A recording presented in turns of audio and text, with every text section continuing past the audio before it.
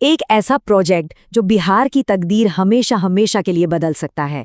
ये 30,000 करोड़ का एक बहुत बड़ा दाव है जो या तो इस इलाके को एक नई बुलंदी पर पहुंचा देगा या फिर उम्मीदों के बोझ तले ही दबा देगा। देखिए, बिहार में जो कुछ हो रहा है ना, वो सिर्फ एक पावर प्रोजेक्ट नहीं है, ये एक आर्थिक क्रांति की आहट हो सकती है। सब कुछ एक तरह से ठहरा हुआ था और फिर गौतम अडानी आते हैं। उनकी सिर्फ एक विजिट ने इस प्रोजेक्ट को वो रफ्तार दे दी है जिसकी किसी ने कल्पना भी नहीं की थी। ये कोई मामूली दौरा नहीं था, ये एक ऐलान था कि अब खेल पूरी तरह से बदल चुका है। तो चलिए सीधे चलते हैं उस दिन पर जब सब कुछ बदल गया। तारीख थी 22 फरवरी 2026। ये सिर्फ एक डेट नहीं है, ये इस मेगा प्रोजेक्ट के इतिहास में एक तूफानी मोड़ है।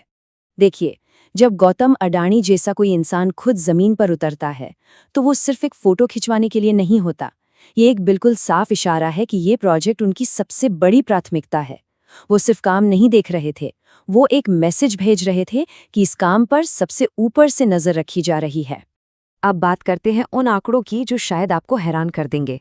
ये सिर्फ एक प्रोजेक्ट नहीं है, ये एक ऐसा आर्थिक दांव है जो बिहार के भविष्य को बना भी सकता है और बिगाड़ भी सकता है। तो चलिए इस दांव की गहराई को जरा समझते हैं। 30,000 करोड़ रुपए, इस आंकड़े को जरा सोचिए। ये बिहार के सालाना बजट का एक बहुत बड़ा हिस्सा है जो सिर्फ और सिर्फ एक प्रोजेक्ट में झोंका जा रहा है। ये एक असाधारण जबरदस्त निवेश है। और इतने पैसे से मिलेगा क्या? 2400 मेगावाट बिजली। ये इतनी ज्यादा पावर है कि दिल्ली जैसे बड़े महानगर की आधी जरूरतें पूरी कर दे। ये सिर्फ बिजली नहीं है, ये विकास की वो एनर्जी है जो नए नए कारखानों को चलाएगी और शहरों को रोशन करेगी। 479 हेक्टेयर, जरा कल्पना कीजिए, ये मुंबई शहर के आधे एरिया के बराबर है। इतना बड़ा इलाका सिर्फ एक प्रोजेक्ट के लिए, ये इसके विशाल होने का सबसे बड़ा सबूत है। तो आखिर ये है किस तरह का पावर प्लांट? आसान भाषा में अगर कहें तो ये कोयला पावर प्लांट्स की दुनिया की लेटेस्ट टेक्नोलॉजी है। ज्यादा एफिशिएंट, कम प्रदूषण करने वाला और पूरी तरह से भविष्य की तकनीक। ये दिखाता है कि यहाँ कुछ भी पुराना नहीं बल्कि सबसे आधुनिक चीज बनाई जा रही है। लेकिन ये बड़े बड़े आंकड़े और फैंसी टेक्नोलॉजी, ये तो कहानी का सिर्फ एक हिस्सा है। असली कहानी तो उन लोगों की है जिनकी जिंदगी इस एक प्रोजेक्ट की वजह से हमेशा के लिए बदलने वाली है। 10,000 से भी ज्यादा नौकरियां। ये सिर्फ एक नंबर नहीं है, ये 10,000 परिवारों के लिए एक नई उम्मीद की किरण है। ये एक ऐसा मौका है जो एक पूरी पीढ़ी का भविष्य बना सकता है, उन्हें एक बेहतर कल दे सकता है। और ये सिर्फ एक पावर प्लांट नहीं है, ये एक आर्थिक चुंबक की तरह काम करेगा। ये अपने साथ नए उद्योग खींचेगा, नई सड़कें और स्कूल बनवाएगा और एक ऐसे भविष्य को जन्म देगा जिसकी बिहार ने शायद सिर्फ कल्पना ही की होगी। तो सवाल ये उठता है कि ये सब इतनी तेजी से हो कैसे रहा है? क्या ये सिर्फ सरकारी सपोर्ट है या पर्दे के पीछे कुछ और भी चल रहा है? ऐसा लगता है मानो इस प्रोजेक्ट को हर कीमत पर पूरा करने का आदेश दे दिया गया हो।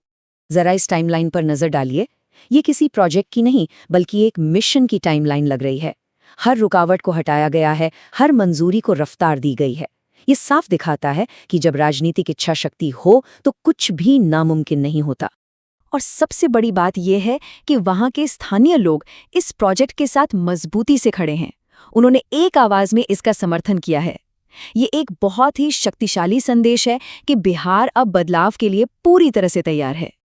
तो अब आगे क्या? घड़ी की सुइयां तेजी से भाग रही हैं और सबकी नजरें यहीं टिकी हैं। क्या ये प्रोजेक्ट समय पर पूरा हो पाएगा या ये भी एक और अधूरी कहानी बनकर रह जाएगा?